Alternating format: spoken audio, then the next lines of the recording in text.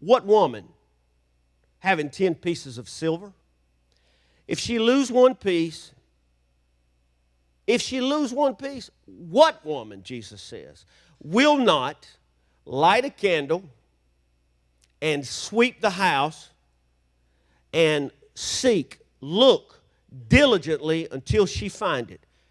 That's not all. And when she finds it, she will call her friends and her neighbors and get them all together. And she says, y'all, we need to get down with it. We need to party hard. We need to, in the righteous way, we need to celebrate because this one coin,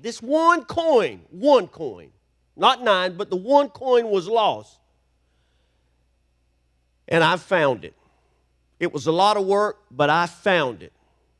And then Jesus flips the page very quickly, just like this, but only 1,000,000 times quicker. And he says in verse 10, likewise I say unto you, there is joy in the presence of angels of God over one sinner that repenteth.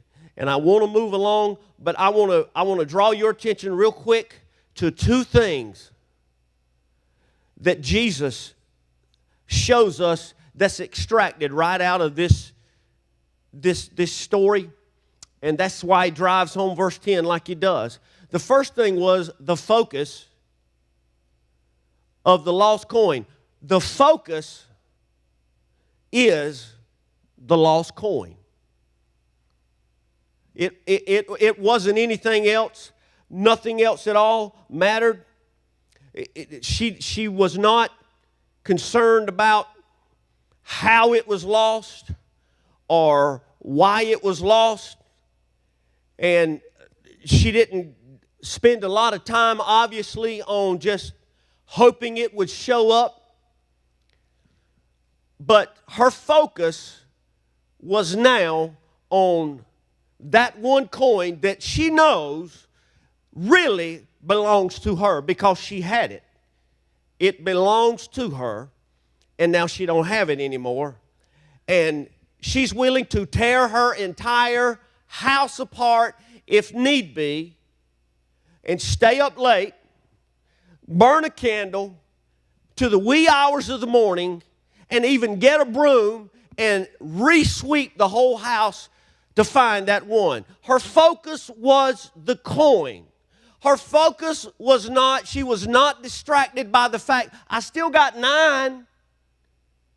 But her focus was on that one lost coin, and she was not concerned about anything else until she found the lost coin. The second thing he pulls out of this story for us is the attitude of finding and restoring the lost coin.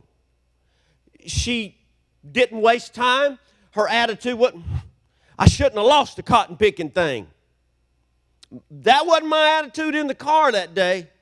My attitude was, we're going to find this bad boy because somebody is in pain right now. And she didn't grumble about, I should have been more careful.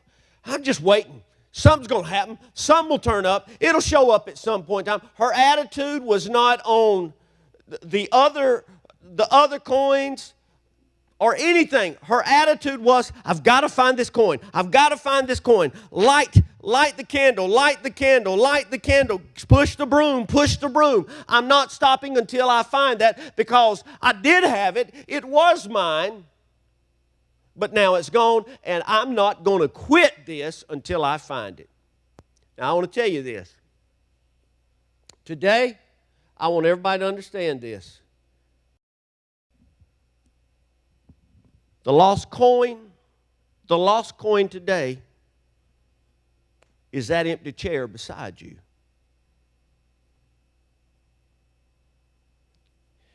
Your focus is not on the people that are here. We're all grateful for one another being here, but our focus is not on who is here. We don't rally or relish the fact that, well, we've got quite a few here today. We don't do that. That's not our focus. Because they are, Eric told me when I stood up on that bench, he said, look at the screen, Opie, look at the screen. I looked up the screen, there was a map of Scotland County, and it had 36,000 people. I dare say 1/10 or 1/5 of that number is attending church at all this day or any day during the year. I cannot allow my focus to be on what I do have. I thank God and I celebrate and we work and enjoy each other, but my focus has to be on what's lost. That's got to be my focus. Because you see, God created every man. God created every boy, every girl, every woman. He created the whole earth. He created it. They belong to the Lord. Why somebody is lost is irrelevant on the prophecy clock. It doesn't matter what people did last summer or what they did last week. Your focus can't be on the person sitting beside you. I know them. They got a lot of skeletons in the closet. Your attitude can't be, well, look, I'm here and that's all I care about. Your focus has to be, and my focus, our focus has to be on that big number of 36,000 people that Jesus shed His blood so they could be redeemed from sin and be restored back to Him like that one piece of silver was restored back to the other 9. Even more than that piece of silver belonging to that woman, and she lost them. People you know around you that live with you, work with you, go to school with you, or socialize with you, if they are lost, they deserve to be looked for. They deserve to be found. They deserve for me to burn the midnight oil, to light a candle. I can't just say, well, maybe they will show up. Maybe somebody will find them and give them an eye care card and they'll make it to multitudes one day or a church somewhere. But I've got to be willing to understand this is more important than anything else. It's more important than selling bedspreads or selling to school or making props or doing anything. We do everything and it back feeds ministry. But my focus every day that I live has to be on the lost people, because the lost people is why Jesus came. He said those that are well don't need a physician, but those that are sick are the people that we need to be staying up late and praying for, burning the midnight oil, that we need to be sweeping the soul of our lives to see if there's something inside of us that's turning people away from Jesus and the cross. We've got to examine ourselves. God, search me. We got to sanctify ourselves daily, because the focus has to be on that is lost. It can't be on what you have. You can't look around, because like so many people in the world and in the body of Christ, we get complacent and say, well, this is the way it is. And you will not hear me say anymore that we just going to have to live with what we got. We're living in end times. God has checked me in the past 2 weeks since I preached to you about quit seeing men as trees. You got to let God do a work in your own life, Opie. You got to let God spit in your eyes, and you got to humble yourself under the mighty hand of God so you can quit seeing people as bitter or backslidden, or they're too far gone, or they're possessed by the devil, or they have a condition. Because I will tell you, what if? I might be the only what if. I might be the only Jesus. This may be the only church that sees them as a lost coin. There is a leper in your life that you do walk by, and I do not think it is a coincidence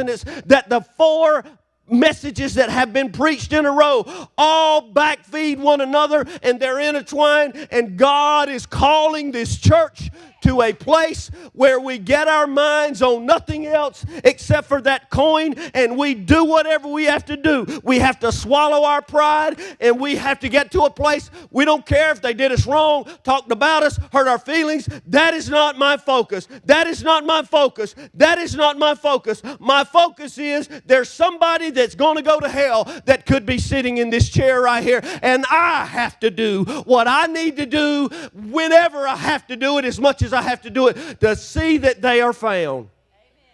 Amen. Nothing else matters, church. Nothing else in my life matters.